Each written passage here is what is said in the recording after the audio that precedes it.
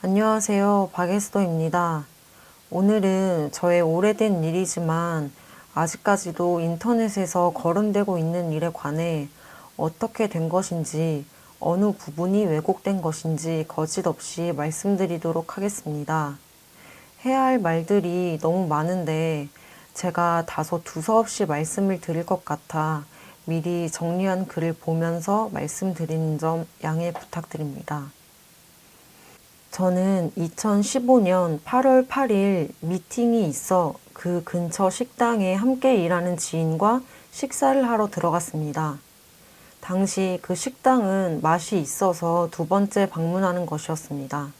저는 식당에 들어가 짬뽕 2개와 5,000원짜리 고로케 6피스를 주문했습니다. 그런데 주문한 고로케 개수에 비해 케첩이 너무 적게 나왔고 먹다 보니 금세 부족하게 되어서 케첩을 2번 리필했습니다. 당시에 음식 사진을 찍었던 이유는 맛집 소개로 인스타그램에 포스팅을 하기 위해 찍었던 것임을 말씀드립니다. 사진으로 보시면 아시겠지만 프랜차이즈 햄버거 가게에서 주는 케첩 1개 정도의 양이었습니다. 그래서 저는 먹다가 부족해서 2번 리필한 게 죄송한 마음에 카운터에 직접 찾아가 리필이 한 번 더 가능한지 여쭤봤습니다. 하지만 저의 요구에 식당 사장님께서는 입모양으로 욕설과 함께 여기에 케첩 먹으러 왔어요? 라고 응대를 하였습니다. 그렇게 실랑이를 하는 과정에서 식당 사장님은 저에게 폭력을 가하려는 제스처를 취했고 같이 방문했던 지인이 그 모습을 보고는 깜짝 놀라 언성이 높아지게 되었습니다. 그 당시에 제가 페이스북에 올렸던 글을 보여드리겠습니다. 제가 적은 글에도 써있듯이 그 당시 가게에 여고생들이 앉아 있었는데 여고생들이 영상을 찍어 올린다는 이야기를 들었고 당시 인터넷에 얼굴이 보여지는 피팅 모델로 활동하는 저에게는 큰 걱정이 들었습니다. 그래서 그분들이 잘못된 이야기로 영상을 올리기 전에 저의 입장과 그날 있었던 사실을 먼저 올려야겠다고 결정을 하게 되었습니다. 그때에는 억울한 마음에 감정적으로 글을 쓰게 되었고 그 부분은 현재까지도 많이 후회하고 또 반성하고 있습니다. 그리고 제가 글을 올린 다음날 오늘의 유머라는 커뮤니티에 이러한 게시글이 올라왔습니다.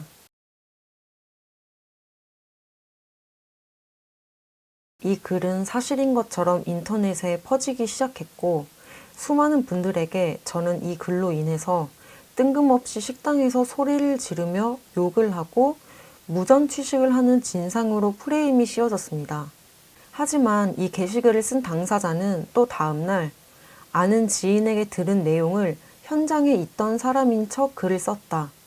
자기의 거짓이 이렇게 일이 커지게 될 줄 꿈에 몰랐다며 저에게 사과하고 커뮤니티를 탈퇴했습니다. 하지만 작성자의 이러한 사과글에도 불구하고 전에 적었던 게시글이 너무나 많이 퍼져 있었기 때문에 제가 하지도 않은 내용들이 마치 제가 한 것처럼 기정사실화가 되었고 수많은 악플에 계속해서 시달리게 되었습니다. 제 개인 SNS 게시글마다 심각한 욕설과 저의 가족, 친구, 모든 지인들에게 향하는 악성 댓글이 달렸습니다.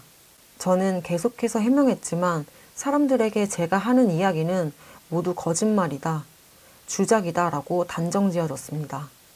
그렇게 현장에 없던 사람의 허위 게시글과 댓글들이 점점 퍼지면서 저는 식당에서 3시간 동안 단무지를 리필한 진상녀, 케찹을 100번 리필한 진상녀, 돈을 안 내려고 갑질을 한 나쁜 사람 등으로 사실과는 전혀 다른 거짓된 소문만이 사실인 것처럼 되었습니다.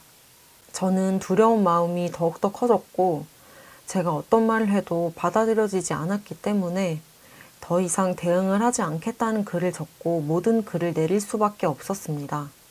하지만 그 일은 끝나지 않았고 그로부터 약 한 달 뒤인 2015년 9월 8일 SBS 8시 뉴스, SBS 뉴스토리, 10월 21일 SBS 뉴스 인사이드에서 제가 고의적으로 서비스나 상품에 대해 트집을 잡아서 금품을 요구하는 악덕 소비자로 영세업자를 괴롭히는 블랙 컨슈머라고 보도했습니다. 고의적으로 물건이나 서비스에 트집을 잡아서 금품을 요구하는 악덕 소비자를 블랙 컨슈머라고 하죠. 주로 대기업을 표적으로 삼는 경우가 많았는데 최근에는 가뜩이나 힘든 영세 자영업자들을 괴롭히는 경우가 크게 늘고 있다고 합니다. SNS로 협박을 하는 등 수법도 날로 교묘해지고 있습니다. 기동 취재 김인남 기자입니다. 이 작은 퓨전 식당은 손님이 SNS에 올린 글 때문에 홍역을 치르고 있습니다. 케첩을 더 달라고 했다가 종업원에게 욕설과 함께 폭력을 당할 뻔했다는 내용이었습니다.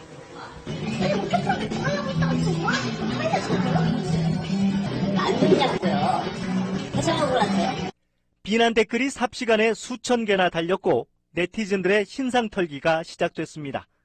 얼굴도 다 팔리고 전에 어떤 일을 했고 나이가 몇 살이고 그거 아시고 나서 이제 바로 그만두셨으니까. 그런데 당시 상황을 지켜봤던 다른 손님들의 얘기는 SNS 내용과는 전혀 달랐습니다. 남자분이 이제 윽박지르면서 계속 웃으시는 거예요. 삿대질하면서 막 지금 막 최대한 웃으시면서 넘기려고 했었어요. 어쨌든 식당 매출은 3분의 1 수준까지 떨어졌고 폐업까지 고민하고 있습니다. 이처럼 SNS는 블랙 컨슈머들의 새로운 협박 수단이 되고 있습니다. 어떻게 다른 보장해 주셔야 되는 거 아니에요?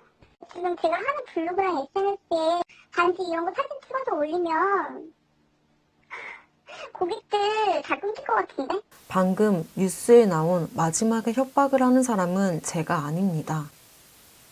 하지만 뉴스에서는 제가 아닌 다른 누군가의 음성을 변조하여 마치 제가 협박을 한 증거처럼 짜집기 보도하였습니다. 또 저는 식당에 찾아가거나 전화를 해서 협박 및 금품을 요구한 사실이 맹세코 없습니다. 그래서 저는 뉴스를 해명하기 위해 CCTV 확인 및 사장님과 이야기를 나누러 당시 제가 소속되어 있던 소속사 대표님과 함께 식당에 처음으로 찾아갔습니다. 하지만 저에게 무례하게 하셨던 그 사장님은 없었고 처음 보는 사장님이 계셨습니다. 그 처음 보는 사장님이 바로 뉴스 기사에서 인터뷰를 한 사장님이셨고 일이 있던 당시에는 자리에 없던 분이셨습니다. 처음 뵙는 사장님에게 들은 바로는 저에게 그날 무례하게 하셨던 그 사장님은 실제 사장이 아니라 속칭 바지 사장이었고 그 이슈가 있은 뒤로 가게에서도 잠수를 타고 전화도 받지 않아 자기도 행방을 알 수 없다고 말씀해 주셨습니다. 아까 말씀드렸다시피 연예계 때 일을 예전에 항상 했었죠. 또 워낙 얼굴들 많이 내시는 분위기긴 해요. 이쪽에도. 그러다 보니까 제 전화도 안 받고 주변에 저희 직원 전화도 안 받고 아예 지금 근무를 하시는 건지 연락이 안 왔어요. 그리고 기사에서는 저에게 무례하게 하셨던 종업원의 신상이 밝혀져 가게를 그만두게 되었다고 나왔지만 사실과는 전혀 다릅니다. 그 사람의 신상은 아무리 찾아도 찾을 수가 없어 저 또한 그분의 이름조차 몰랐고 식당 사장님도 그분의 행방을 알 수 없어 곤란하다고 하시는 상황이었습니다. 그래서 저 또한 저는 무례하게 하셨던 그분에게 화가 난 것이지 다른 분에게 사과를 받고 싶은 마음은 없다. 부당한 대우를 당하여 사실을 기반으로 제가 글을 썼지만 제 행동으로 인해 이렇게 이슈가 된 것에 대해서는 죄송하다고 사과를 드렸습니다. 제가 적었던 글은 거짓말이 아니라 정말 있었던 일을 그대로 적은 것뿐이고요. 그 사람한테 사과를 받았으면 좋았겠지만 그 사람이 지금은 당사자가 없다고 하니까 다른 분들에게 사과를 받고 싶고 그런 생각은 절대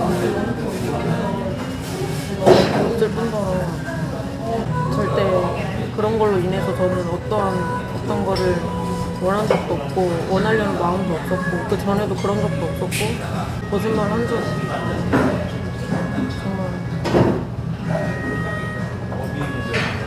그렇게 저는 사장님에게 글을 쓴 부분에 대해서 사과를 드렸고, 사장님 또한 제가 식당에서 있었던 일에 대해 깊은 유감을 표해 주시며 서로 오해를 풀었습니다.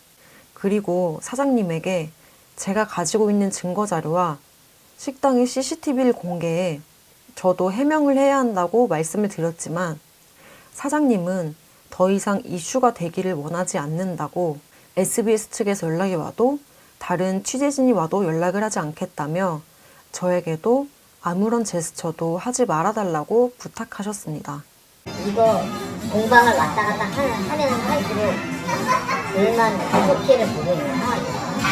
이제 더 이상은 안 하고, 저희도 이제 일체 SBS 측에서도 연락 와도, 그리고 다른 취재진 와도 할 테니까 일단락을 시키셨으면 했어요. 그래서 결국 식당에서 제가 해명할 수 있는 CCTV 자료는 얻을 수 없었습니다. 그리고 기사에서는 저로 인해 1개월 만에 식당이 폐업 위기에 놓여 피해자인 것처럼 기사가 나왔지만,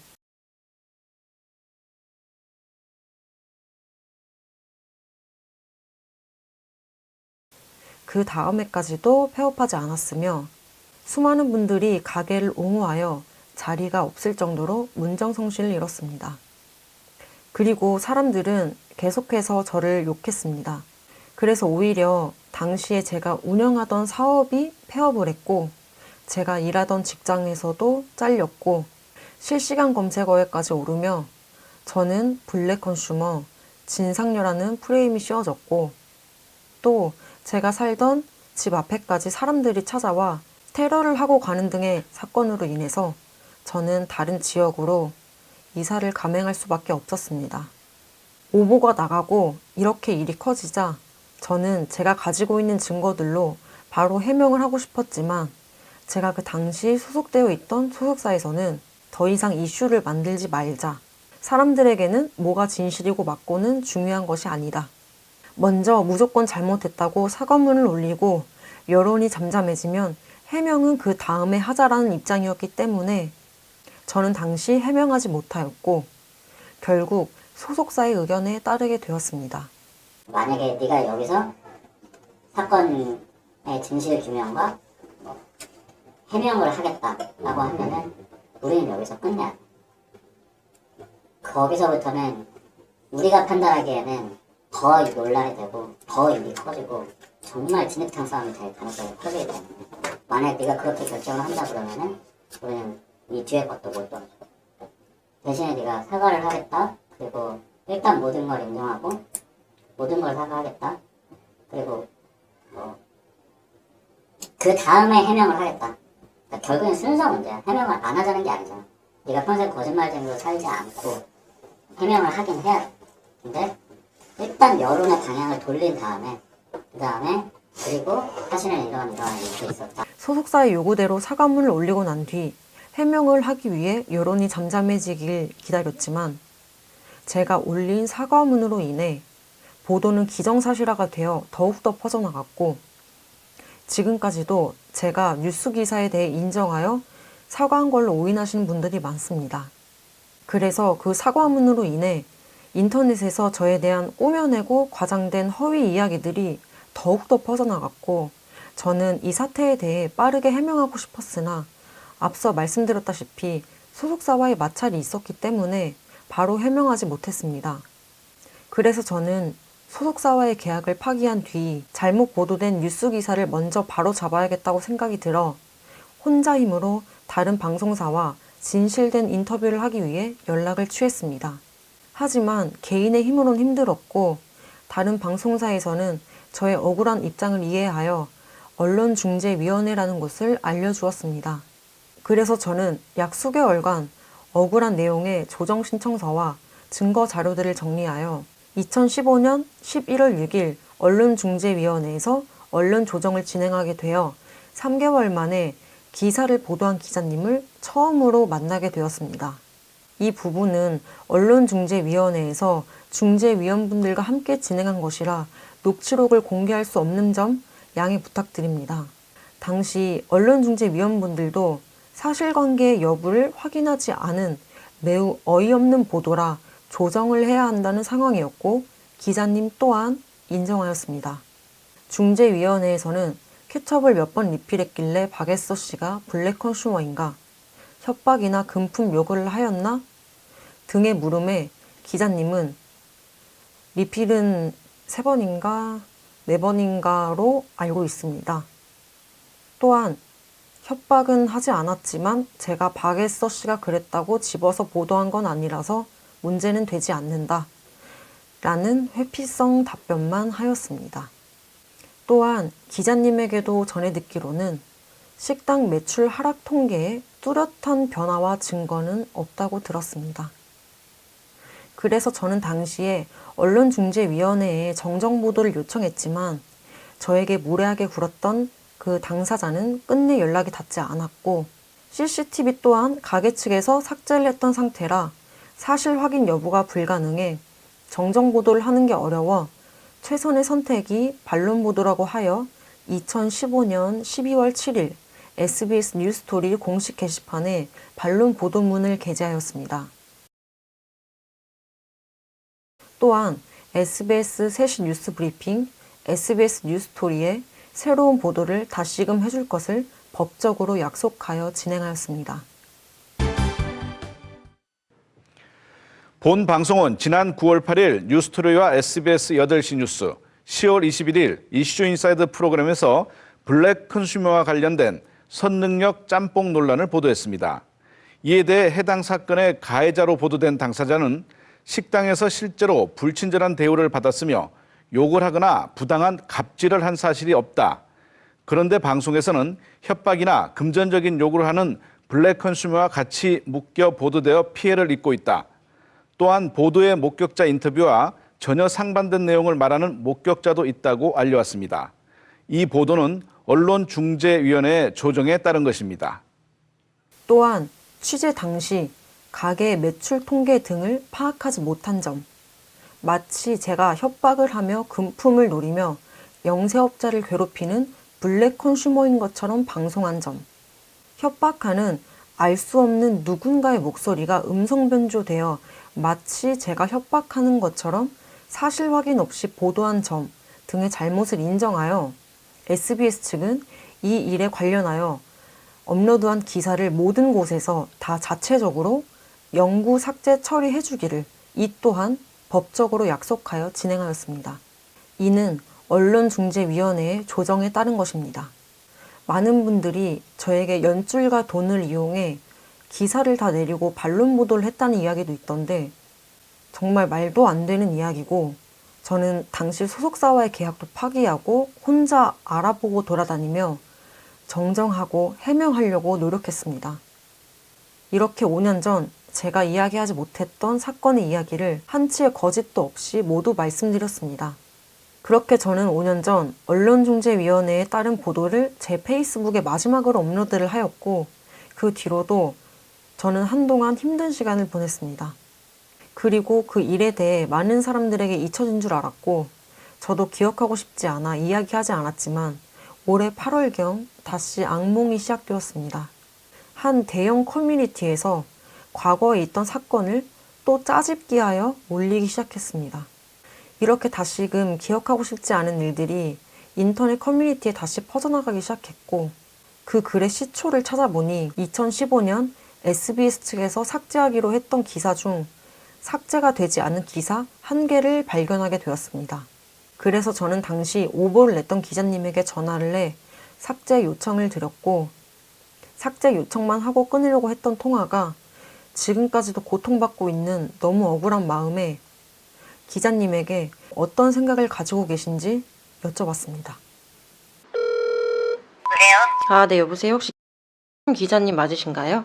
네네. 네, 안녕하세요. 저 옛날에 2015년도에 그 SBS 뉴스토리 그 선능력 짬뽕 사건으로 네, 보도하신 거 기억나시나요?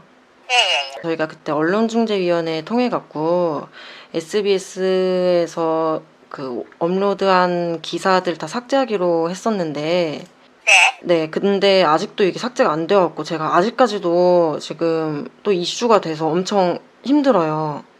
그럴 리가 없는데 그때 왜냐하면은 그거 내가 사실 그것 때문에 되게 좀 힘들었는데 회사에서 그거를 회사가 그렇게 하고서 완전히 다 내가 그게 뉴미디어국에다가 얘기를 해가지고 완전 공식적으로 다 없애버렸는데. 제가 그냥 개인적으로 여쭙고 싶은데 네. 저한테 어떤 감정은 안 드시나요? 나는 사실 회사에서 그것 때문에 징계를 받았다고. 근데 왜냐하면은 이제 정확하게 어떤 사람이라는 걸 특정하지 않았잖아요, 기사에서. 그러면은 그걸 받아들이지 않아도 돼요. 그래서 우리 법무팀에서도 사실 이건 받아들이지 않아야 되는데 왜 받아들여서 회사에 피해를 줬냐 그래가지고 내가 징계를 받았다고, 사실은. 그러니까 그거는 어차피 하여튼 이런 이야기를 우리끼리 할 이유가 없어요, 내가 보기에는. 이렇게 5년 전 그 오보로 인해 기자님은 징계를 받았고 제 이야기는 끝이 났습니다. 지난 5년 동안 저에게 이 일은 다시는 떠올리고 싶지 않은 힘든 시간이었지만 정말 용기 내어 수천 번, 수만 번 고민을 한 끝에 올린 영상입니다. 이 영상을 찍으려고 다시 뉴스 기사와 녹취록을 보면서 과거를 떠올리고 이야기하는 것만으로도 다시 한번 너무 상처를 받았습니다. 저는 케첩을 100번 리필하지도 않았고 단무지를 3시간 동안 리필하지도 않았고 협박이나 금품 요구를 하지도 않았고 욕설을 하지도 찾아가서 째려보지도 않았습니다. 제가 하지도 않은 일이 계속해서 늘어나고 그게 마치 사실인 것처럼 확대되어 말도 안 되는 소문으로 인해 그동안 정말 수도 없이 힘들었고 지금도 정말 두렵습니다. 지금도 계속해서 제가 하지도 않은 일들이 제가 했다고 더 수많은 거짓말이 생기기 전에 영상을 올려야겠다고 생각해서 영상을 올립니다. 또 제 이야기가 맞다, 틀리다, 거짓말이다, 주작이다 라고 하시면서 저를 욕하시고 믿지 않으시는 분들도 많이 있겠죠. 하지만 또 제가 하지도 않은 일이 제가 그랬다고 점점점 더 이야기가 계속 생겨나가고 더 퍼지기 전에 그동안 말하지 못했던 것을 사실대로 여러분들에게 솔직하게 이야기하고 싶었습니다. 당시 일로 인해 저는 지금까지도 불안장애 치료를 받으면서 견뎌내고 있습니다. 또 저뿐만이 아닌 제 주변 지인, 가족, 친구들에게까지 메시지를 보내시고 입에 담을 수 없는 욕을 하시는데 악성 댓글을 조금만 자제해 주시기를 간곡히 부탁드립니다. 사실과 다른 이야기들로 저를 너무 미워만 하지 마시고 더 좋은 컨텐츠를 연구 중이니 지켜봐 주시면 정말 감사하겠습니다. 긴 영상 시청해 주셔서 감사합니다.